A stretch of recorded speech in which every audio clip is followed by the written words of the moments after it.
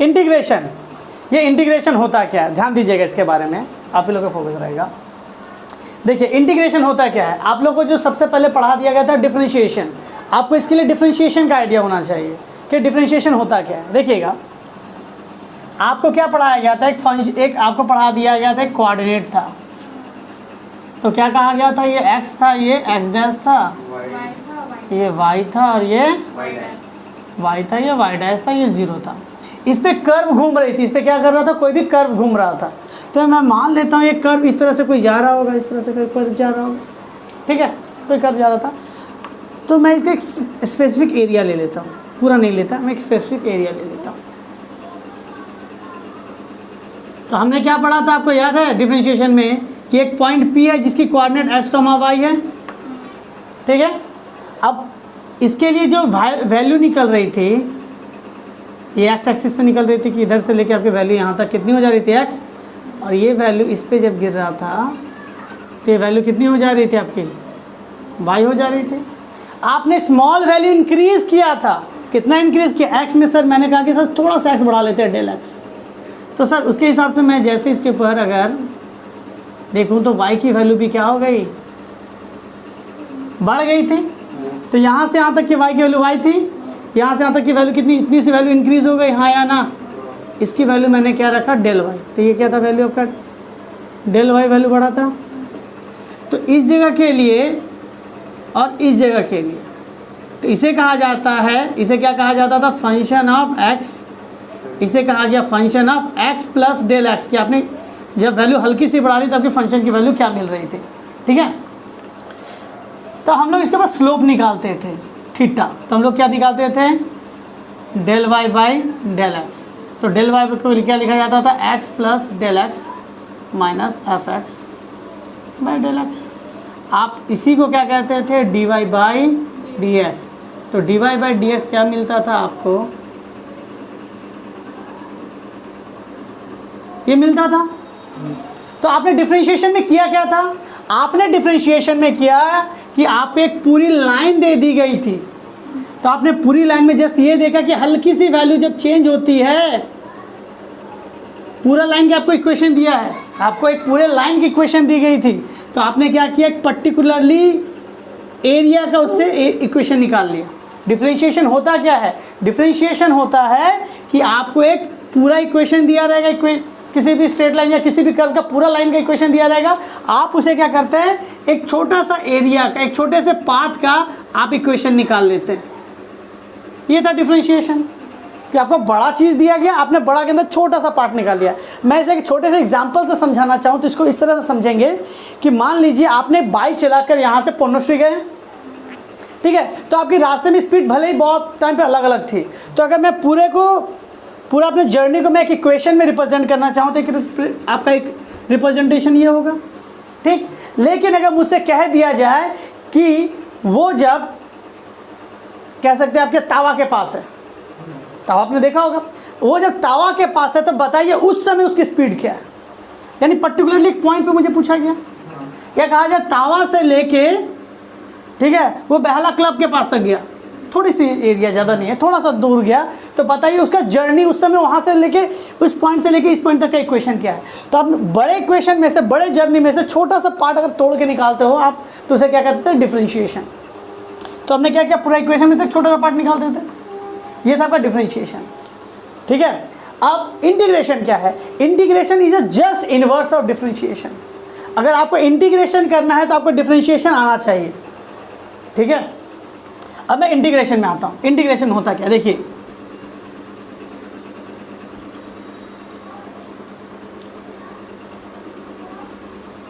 अब मान लीजिए आपको एक जर्नी है किसी की, आपको एक छोटा सा पाथ पता है, आपको क्या पता है, छोटा सा पाथ पता है। तो मैंने अभी थोड़ा देर पहले ही आप लोगों को बताया कि अगर छोटे से पाथ पता है आपको, यानी आपको क्या पता है, del y by del x पता है, हाँ या ना। तो यानी आपको क्या पता है, function of x plus del x minus function of x by del x पता है, जिसे आप dy बाई डी एक्स कहते हो। इंटीग्रेशन कहता है कि सर आप छोटे से पाथ आपको पता है, इस छोटे से पाथ से आप ऑब्जर्व करके बताइए कि सर इसकी पूरी जर्नी का इक्वेशन क्या है। समझा पा रहे हैं? पहले क्या था, पूरा जर्नी पता था, एक छोटा सा फ्रैक्शन का आप वैल्यू निकालते थे। अब इसमें क्या है, छोटा सा पाथ पता है। यानी आपको किसी अंकल ने देख लिया या किसी भैया ने देख लिया कावा से जस्ट बेहाला क्लब जाते हुए, वो पूरा अंदाजा मन में लगा लिया कहाँ से निकला था, कहाँ गया होगा, किस जगह पे स्पीड क्या होगी, ये पूरा जो पाथ पता चल गया, यही है इंटीग्रेशन। क्लियर है? अब देखिए डिफरेंशिएशन में हाथ हटा लीजिए, हिलता है ये वाला हाँ। इंटीग्रेशन में देखिए, अब पैर और इस पर नहीं रखिएगा, वो जो नहीं है नीचे उस पर देखिए। इंटीग्रेशन पे होता क्या है, डिफरेंशिएशन में आपने नोटिस किया होगा कांस्टेंट का डिफरेंशिएशन करते थे वैल्यू क्या हो जाती थी, 0 हो जाती थी। तो सर वो तो गायब हो गया सर, इंटीग्रेशन करने पर दिखेगा नहीं, क्योंकि वो 0 हो गया, 0 तो दिखता ही नहीं है। इसीलिए जब आप जब डिफरेंशिएशन को इंटीग्रेट करोगे ना, तो आपको क्या करना पड़ेगा, कुछ कांस्टेंट अपने हिसाब से प्लस कर देनी पड़ेगी। कि मान लेते हैं कि कुछ कांस्टेंट था इसका, जो कि उस समय डिफरेंशिएशन करते समय क्या हो गया था, 0 हो गया था। ठीक है? आप कहेंगे सर इसको करके दिखाइए इंटीग्रेशन। याद रखिएगा, आप ध्यान से देखिएगा तो इसमें आपको क्या दिखेगा। इसको मैं अगर क्रॉस मल्टीप्लाई कर दूं तो आप देख पाओगे कि डेल वाई के साथ मैंने क्या कर दिया, डेल एक्स कर दिया। हाँ ठीक है, आप इधर आ जाओ, तुम बैग इधर कर दो, दिख रहा है क्या? ठीक है, ये है ना। अच्छा एक सिंपल सी बात देखो, आपको एक क्वेश्चन मिला कि नहीं है, आपके पूरे इक्वेशन मिला। आप इस पूरे इक्वेशन के जो एक वैल्यू मिली ना आपको, आउटपुट एक कर्व वाला पाथ मिला ना आपको, इस कर्व वाले पाथ को मान लो कि ये एक अलग टाइप का फंक्शन है। इस फंक्शन को इस ओवरऑल को मैं क्या मान लेता हूँ, इस ओवरऑल को मैं y मान लेता हूँ, ये अलग टाइप का फंक्शन है। जैसे y से आप लोग को वास्ता पहले से था, आप मान लेते ये क्या है, फाई एक्स, क्या है आपका फाई एक्स। तो देखिए phi x is a function of x, सब एक्स का यहाँ पर है, हाँ या ना। अगर मैं इसे क्रॉस मल्टीप्लाई करूँ तो क्या होगा, देखिएगा phi x into del x करने से क्या हो जाएगा, देखिए। ठीक है, अब ध्यान से देखो, इसको अगर इंटीग्रेट करते हैं, इसको अगर मैं क्या करूं, इंटीग्रेट करूं, इंटीग्रेशन का साइन ये होता है, ये क्या होता है आपका इंटीग्रेशन का साइन है, ये क्या आपका इंटीग्रेशन का साइन है। अगर आप यहाँ पे ध्यान से देख सकते हैं तो आपको क्या दिख रहा है, आप जिस फंक्शन का डिफरेंशिएशन करना चाहते हैं, वो जिस एलिमेंट का फंक्शन x का है, तो उसके बगल में क्या होना चाहिए, dx, वरना इंटीग्रेट नहीं होगी। आप अगर x को इंटीग्रेट करना चाह रहे हो, देख लो हाँ, अगर आप x को इंटीग्रेट करना चाह रहे हो तो बगल में dx होना चाहिए, वरना इंटीग्रेशन नहीं हो सकती। ठीक है, तो आपको एक वैल्यू मिलेगी, मान लेते इसके सॉल्व करने में मुझे x का कोई निकला है, क्या एक अलग फंक्शन निकला, तो आप इसके बाद इसमें क्या कीजिएगा, प्लस सी ऐड कर दीजिएगा। क्या कर दीजिएगा, अपना आप एक कांस्टेंट ऐड कर दिया। कांस्टेंट क्यों ऐड करते हैं, क्योंकि सर अगर मैं इसे डिफरेंशिएट करने जाऊँ तो कांस्टेंट क्या हो जा रहा था, 0 हो जा रही थी कुछ। ये है इसका मेन फंडा, समझा पाए सर आपको। तो डिफरेंशिएशन और इंटीग्रेशन क्या सर रिलेटेड है। डिफरेंशिएशन पूरे पाथ में से एक छोटा सा फ्रैक्शन का फंक्शन निकालने के लिए कहता है, और इंटीग्रेशन क्या कहता है, छोटा सा फंक्शन पता है आपको पाथ का, तो आप उससे पूरा इक्वेशन निकाल लेते हो। क्लियर है? अब हम इसे कुछ फॉर्मूलेस करने वाले हैं। हाँ, ये है बेसिक स्ट्रक्चर, आपको माइंड में रखना है। क्यों, आप जब मोशन और उसके बाद कह सकते हैं क्या, प्रोजेक्टाइल मोशन का जब ग्राफ करेंगे, न्यूमेरिकल करेंगे सर, ये आपको बैकग्राउंड में चलते रहना चाहिए आपका, कि ये चीज़ें क्यों ऐसे की जा रही है, क्यों इंटीग्रेशन किस पॉइंट पे किया जाएगा, डिफरेंशिएशन किस पॉइंट पे किया जाएगा। पूरा पाथ में आपसे कहा जाएगा प्रोजेक्टाइल मोशन के अंदर कि बताइए जब वो ग्राउंड से 6 मीटर की हाइट पे है, उस समय उसकी वेलोसिटी क्या है, उस समय उसने कितने डिस्प्लेसमेंट उसने क्या कवर किया है। या फिर कहा जाएगा क्या, 6 मीटर में जब था उससे 0.1 सेकेंड बाद या 1 सेकेंड बाद उसने कितना पाथ कवर किया, तो छोटा सा पाथ, तो डिफरेंशिएशन का था। अब उससे कहा जाएगा बताओ पूरी जर्नी कितनी थी, पूरा बॉल ने कितना प्रोजेक्टाइल मोशन का कवर किया, डिफरेंट क्या होता पाथ। तब आपको क्या लगेगा, देखिए छोटा सा फ्रैक्शन पता है, आपको पूरी जर्नी चाहिए, तो पूरी जर्नी के लिए क्या करना पड़ेगा, इंटीग्रेशन। तो ये आपको पता होना चाहिए किस जगह पे डिफरेंशिएट करना है, किस जगह पे इंटीग्रेट करनी है। ठीक है, ये तो इंटीग्रेशन का एक पार्ट हुआ। तो आप कहेंगे सर इंटीग्रेशन का ना एक बाउंड्री भी कहा जाता है। कैसे सर, इंटीग्रेशन की बाउंड्री क्या है, आप मान लो कि आपको एक छोटा सा पाथ पता था ना, आपने इसको जब इंटीग्रेट किया तो मान लेते इंटीग्रेट करके कितना बड़ा ला।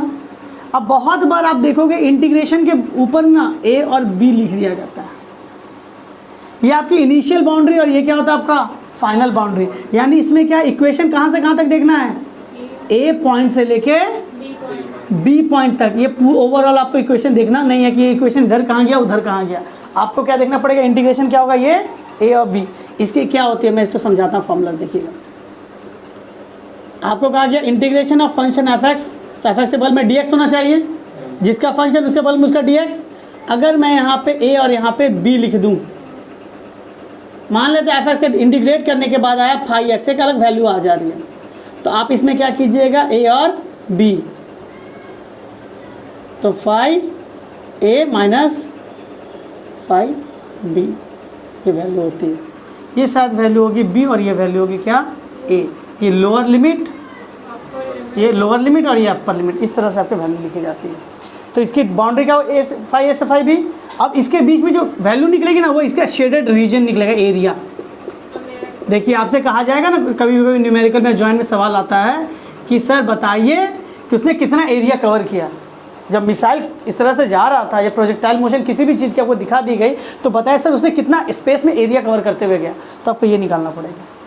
तो ये अपर लिमिट और लोअर लिमिट इंटीग्रेशन में ये दर्शाता है। कुछ कुछ सवाल आपको ये भी मिलेगा, और कुछ कुछ सिंपल आपका इंटीग्रेशन भी मिलेगा। तो जहाँ आपको इंटीग्रेशन कह दिया गया, इसका मतलब क्या हो जाएगा, ये पूरा जर्नी दिखा रहा है, ये क्या दिखा रहा है, पूरा जनरल इक्वेशन है। लेकिन जहाँ ए और बी दे देंगे, मतलब आपको बाउंड्री माप कह दी गई है 8 सेकंड से लेकर 15 सेकंड के बीच तक उसने कितना डिस्टेंस कवर किया, तब ये हो जाएगा। अगर आपको बाउंड्री पता है कि 5 सेकंड से लेकर 8 सेकंड तक, 3 सेकंड पता है ना आपको, तो 5 और 8 ये तब लगेगा। किस जगह पे कौन सा फॉर्मूला आपको इम्प्लीमेंट करना है, ये डिपेंड करता है कि आप उस इक्वेशन को कितनी अच्छे तरह से समझ पा रहे हो। वरना क्या होगा, डिफरेंशिएशन में इंटीग्रेशन का फॉर्मूला डाल दोगे, कब आपको अल्फा, कब आपको ए और बी की वैल्यू पुटअप करनी है, कब नहीं करनी है, आप नहीं समझ पाओगे। आई होप यहाँ तक समझ आया। चलिए अब इसके फॉर्मूलेस के बारे में बात करते हैं। हाँ देखिए, जनरल लॉ का इक्वेशन क्या कहता है, जनरल लॉ जो होता है वो इस तरह से होता है, अगर आप a1 plus a2 plus a3, अगर प्लस में है आपका, प्लस माइनस कुछ भी हो, dx, देखिए फंक्शन जिसका होगा, ठीक है, मुझे यहाँ पे थोड़ा ठीक करना पड़ेगा। मान लेते हैं function of x1 plus minus function of x2 plus minus function of x3 है, ठीक है, समझ आ रहा है। इस ओवरऑल पे मैंने dx रखा है। अगर इस तरह का इंटीग्रेशन हो, तो इंटीग्रेशन क्या हो सकता है, आपका हर एलिमेंट के पास जा सकता है। देखिएगा, नहीं समझ आने से बताइएगा। मैं यहाँ पे देखिए dx सब में गुना हो रहा है, हाँ या ना, ठीक है, प्लस माइनस रखिए, अगर प्लस है तो प्लस रखिएगा, माइनस हो तो माइनस। मल्टीप्लाई के लिए नहीं है सर, मल्टीप्लाई के लिए अलग फॉर्मूलेस होते हैं। प्लस है तो ऐसा लिख सकते हैं, क्योंकि सर ये फॉर्मूला तो सर दिखने में बहुत अच्छा लगता है, आप इसको एग्जाम्पल में दिखाइए, तो इसके और भी फॉर्मूलेस लिखा देंगे, तब आपको एग्जाम्पल बताएंगे तो ज़्यादा अच्छा सब समझिएगा, ठीक है। इसे मिटा देते हैं।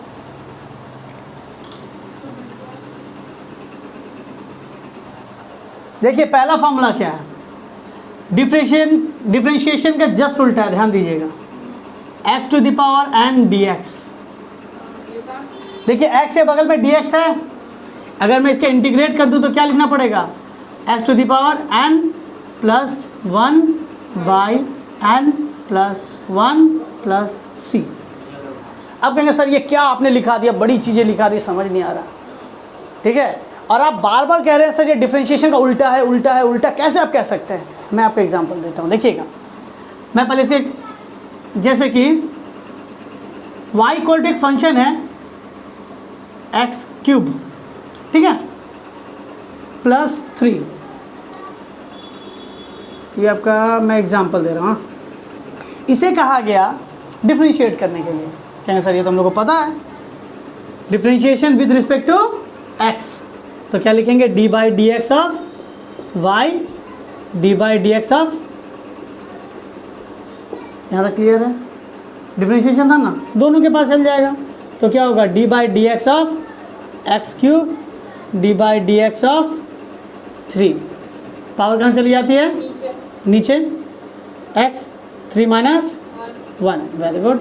कांस्टेंट का क्या हो जाएगा, 0, 3x स्क्वायर आया, ये किसकी वैल्यू हो गई, यानी अपने एक छोटे से जर्नी का डिफरेंट पाथ को पता निकाल लिया, ये तो डिफरेंशिएशन था। आप कहेंगे सर इंटीग्रेशन, तो मैंने क्या कहा था, इंटीग्रेशन के लिए इसे क्रॉस मल्टीप्लाई कर दीजिए, तो क्या हो जाएगा, d y is equal to 3x square d x होगा, हाँ या ना। अब लिखेंगे इंटीग्रेटिंग। अब इंटीग्रेट, डिफरेंशिएशन हुआ फिर इंटीग्रेशन। हम आपको जस्ट बता रहे हैं कि डिफरेंशिएशन का उल्टा इंटीग्रेट होता है। आपको सवाल इस तरह से दी जाएगी, आपको सवाल कहाँ से दी जाएगी, इस तरह से दी जाएगी। अगर आप इसका इंटीग्रेशन करते तो इंटीग्रेशन का साइन कैसा था, ऐसा था, देखिएगा ऐसा, ये इंटीग्रेशन का साइन है, ठीक है। तो मैं क्या लिखूंगा, d y is equal to integration of 3x² dx लिख सकते हैं, हाँ या ना। डिफरेंशिएशन की तरह इसमें भी कांस्टेंट बाहर की ओर चली जाती है। कांस्टेंट कहाँ चल जाएगा, x² dx। मैं अभी इसको ऐसे लिखता हूँ, ठीक है। डी वाई को इंटीग्रेट करेंगे तो क्या हो जाएगा, y। डी वाई को इंटीग्रेट करेंगे तो क्या होगा, 3। अब देखिए x² यानी x⁴m, जिसके देखिए जो वेरिएबल उसके बगल में वही होना चाहिए, x है तो इसके बगल में क्या होना चाहिए, x होना चाहिए। तो x है ना तो x होना चाहिए। तो सर x है तो इसके बगल में x है, x⁴n, n की जगह पे कितना है 2। तो क्या होगा x⁴ देखिए क्या n+1 यानी 2+1 बाई मतलब 2+1 प्लस c। मान लेते हैं कि कुछ कांस्टेंट था जो 0 हो गई होगी। तो देखिए y² क्या है, y = क्या हुआ, सी तो मानते ही नहीं है। हाँ 3 + c। ये अंत में इंटीग्रेट करने के बाद हमें प्लस से अपने मन से लगा देना है, कुछ भी। और ये तभी लगाया जाता है जब आपको लिमिट नहीं पता है। जैसे थोड़ी देर पहले a और b लिखा था, उसके अंदर c नहीं लगता, क्योंकि आपको लिमिट पता थी कहाँ से कहाँ तक जाना है। तो उसमें से इतना ही करना। हाँ उसमें सिर्फ यहीं तक करना, उसमें c नहीं करना, ठीक है। इसमें c क्यों कर देना है, लिमिट नहीं पता सर कहाँ से कहाँ तक जाएगी, बाउंड्री कहाँ से कहाँ तक है। इतना आ गया 3 से 3। अब ध्यान से देखिए, आपको अगर इंटीग्रेट करने के लिए कहेगा इस क्वेश्चन को, आप इंटीग्रेट कर देंगे तो देखिए वो क्या आया, जिसको आपने डिफरेंशिएट किया था। देखिए इंटीग्रेट करने पे जो आ रहा है वो डिफरेंशिएट देखिए डिफरेंशिएट करके जो आया था उसको मैं वापस से अगर इंटीग्रेट कर दूँ, डिफरेंशिएट करने पे जो आया अगर मैं उसे इंटीग्रेट कर दूँ, देखिए क्वेश्चन आ गया। इसीलिए कहा जाता है कि डिफरेंशिएशन का क्या है, उल्टा है। देखिए ये है क्या, इंटीग्रेशन में आपको लगने वाले फॉर्मूले। पहला x⁴n dx is equal to x⁴n+1 by n+1 plus c। तो ये सारे फार्मूले आपको लगेंगे। ये है कुछ फार्मूले। अब इसके यूज़ करके आप तोड़ के बहुत सारे फार्मूले बनते हैं, वो सब यूज़ होते हैं, लेकिन ये आपके मेन फार्मूले हैं। इसी से आपका पूरा इंटीग्रेशन का सम्स आपका फिजिक्स का बनेगा। क्योंकि ये इंटीग्रेशन जब आप मैथ में पढ़िएगा, आपको 12 में पढ़ना पड़ेगा, बहुत समय है उसके लिए। लेकिन इससे आपको जहाँ जहाँ मेन फार्मूला है, आपका फार्मूला यूज़ कर दीजिए, बन जाएगा। मेन जितने भी क्वेश्चन उससे बन जाएंगे, तो आप इसे नोट डाउन कर लीजिए।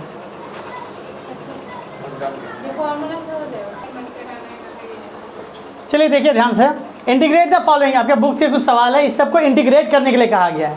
इट मीन्स आप समझ सकते हैं, पहला क्वेश्चन अगर मैं लूँ, x⁴ को अगर इंटीग्रेट करने के लिए कहा जाए तो मैं क्या कर सकता हूँ, इंटीग्रेशन का साइन, वो नंबर। अब बगल में क्या करना पड़ेगा मुझे, अगर x है तो dx देना पड़ेगा। Very good. अब कौन सा फॉर्मूला लगेगा, कौन सा लगेगा, फर्स्ट वाला। फर्स्ट वाला। तो क्या हो जाएगा बताइए, फर्स्ट वाला फॉर्मूला मैं इस पर यूज़ कर दूँ तो क्या हो जाएगा, वेरी गुड, +1। ये n हो गया ना, तो क्या हो जाएगा, देखिए मैं कौन सा फॉर्मूला लगा रहा हूँ, ये फॉर्मूला देखिएगा, n+1 बाई n+1, यही ना था, n+1 बाई प्लस c लगा देना अपनी तरफ से। अच्छा, इसमें मुझे लिमिट नहीं है। लिमिट आपको मिलेगा नहीं, लिमिट आपको जब सम्स मिलेंगे, आप जब मेन सम्स कीजिएगा मोशन का, उसके अंदर आपको लिमिट मिल जाएगा। जस्ट मैंने इसीलिए बता दिया कि मोशन के अंदर कुछ सवाल हैं वैसे, यहाँ पे आपको लिमिट का यूज़ करना पड़ेगा। तो देखिए पहला क्वेश्चन बन गया, उतार लीजिए।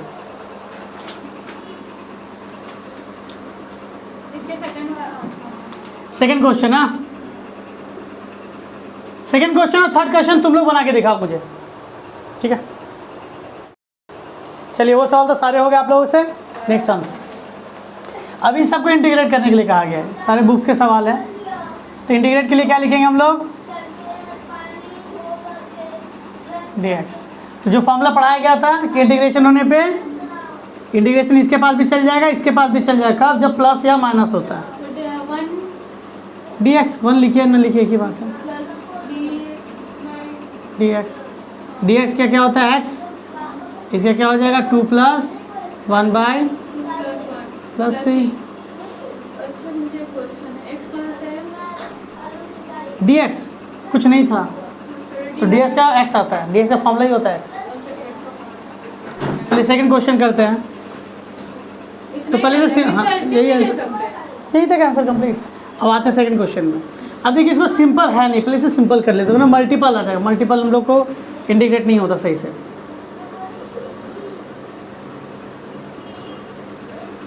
इसे क्या लिख सकते हैं बाबू, 1/2 x टू द पावर 5 3, ये आ जाएगा ऊपर में -1, हाँ या ना, ठीक है। ये हो जाएगा 5 into x to the power 1/2। देखिए ये इससे गुना हो गया 3 1/2 into x to the power -1। LCM निकालेंगे,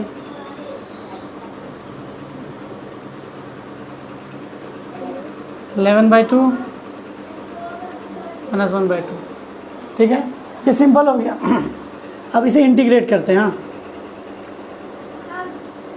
तो क्या होगा, मुझे पता है कि इंटीग्रेट करने पे इन दोनों के पास आ जाएगा, तो मैं इसलिए लिख सकता हूँ इसे x to the power 11/2 dx। 3 बाहर चल जाएगा, कांस्टेंट है dx। 11/2 + 1 2 + 1 3